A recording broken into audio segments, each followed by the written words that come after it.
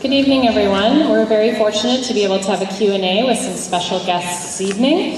Before we get started, just a quick reminder to please raise your hands high, especially in the balcony, and I'll try to repeat the questions for the benefit of everyone else here.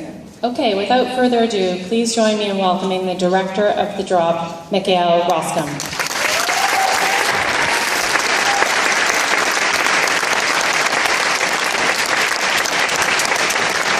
And with him, we have Matthias Schoenertz,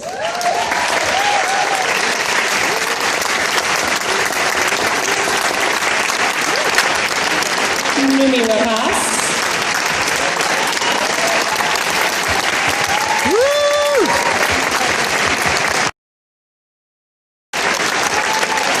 and Mr. Tom Hardy. Yeah.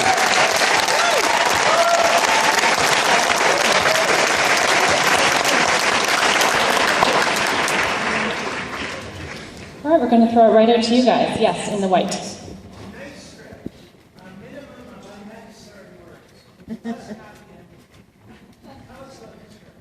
The question was about the script. He thought it was great, minimalistic. Oh, where's Dennis? Oh, sorry.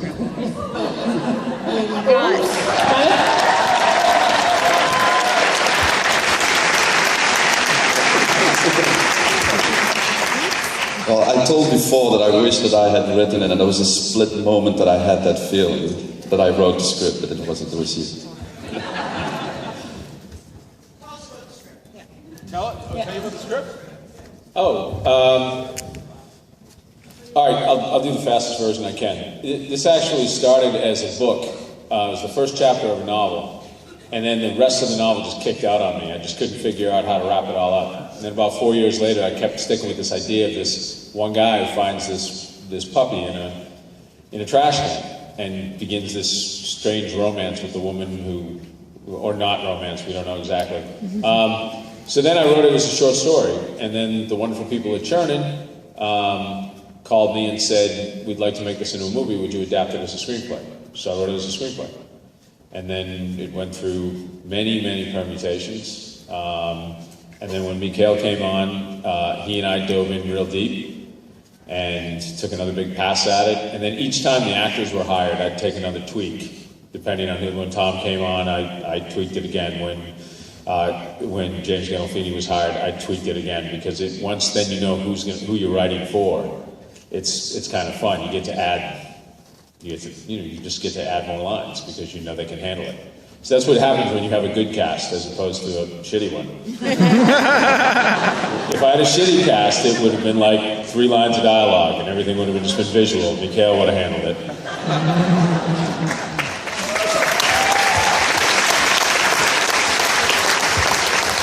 Hey, do we have another question out there?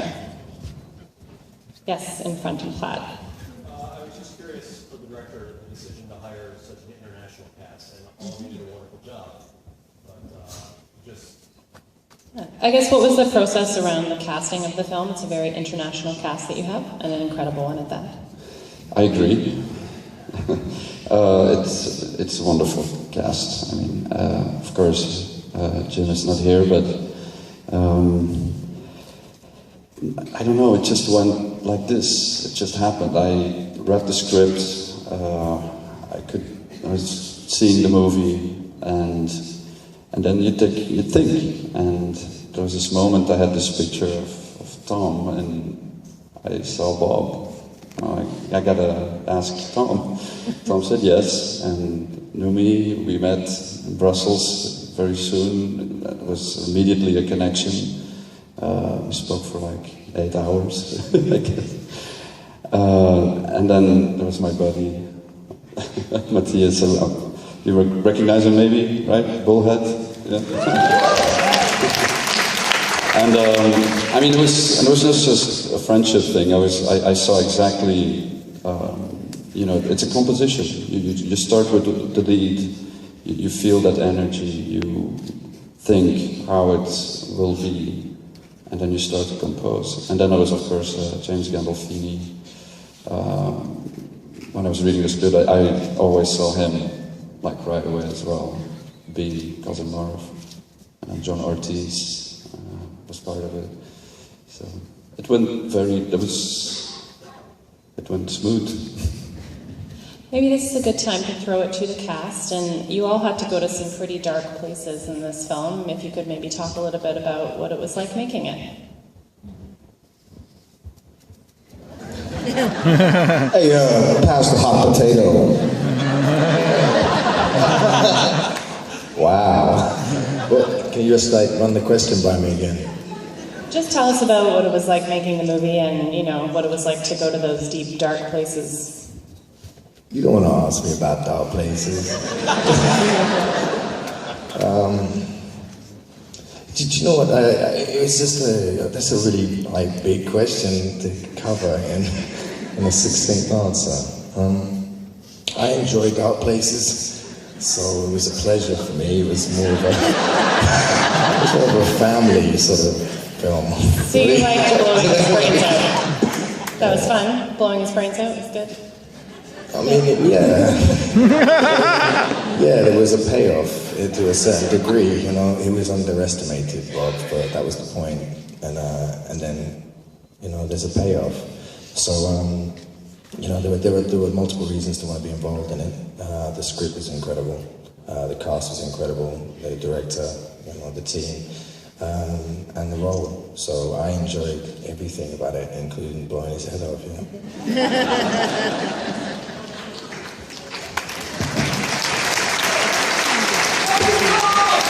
Tom Hardy.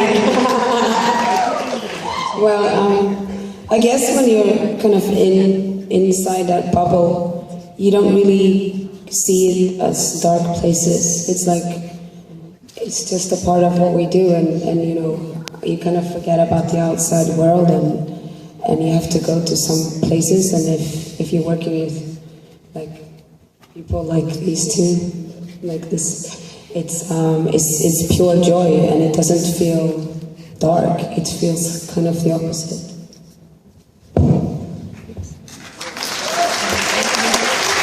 We have time for a couple more questions from the audience.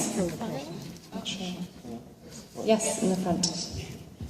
Firstly, Numi, you look very beautiful and dressed. And Tom, I'd like to know how long it took you to master that accent. So Numi looks beautiful. We all agree. You want to answer the how beautiful?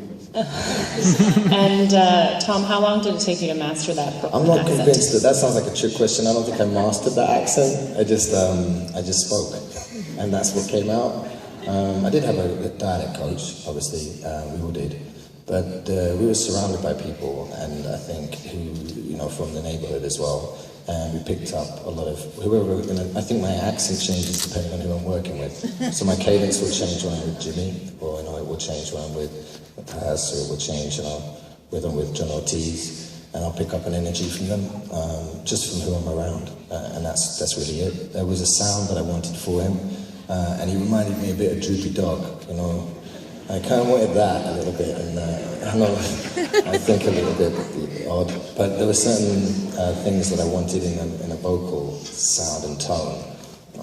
Not the Droopy Dog, that wasn't there, but that was in his movement and his sort of distance, and I wanted a soft sound. So accents and dialect and vocal stuff is multi-layered depending on what I want to translate, as opposed to how accurate I sound.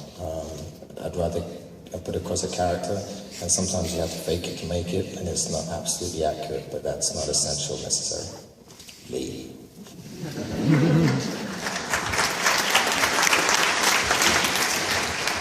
I think, yes, in the back corner, waving. Yeah.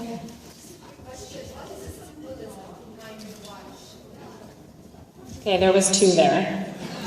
First was, what was the symbolism of the watch? This one? The broken watch. Yes? Mm-hmm. Is it? Mm-hmm. Yeah.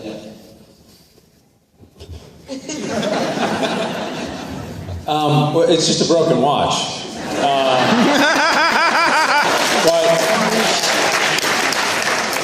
There's a line, I don't know if it ever made it into the script, there's a line when Fitz explains why Bry carries it. Did that ever make the script? that there's a moment when Fitz explains it to him.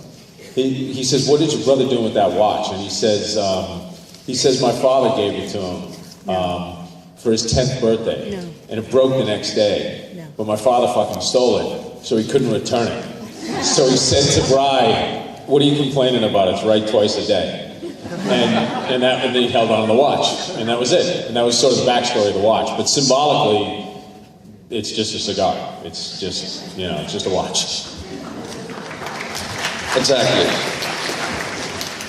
I'm going to just ask one more question of Miguel. Oh, but you're waving your hands in the front. Okay, go ahead. First, I wanted to thank Mr. Lane for not killing the puppy from Pitbull Mom. And I just wanted to Tom, are you dog people in real life? Thanks for not killing the puppy.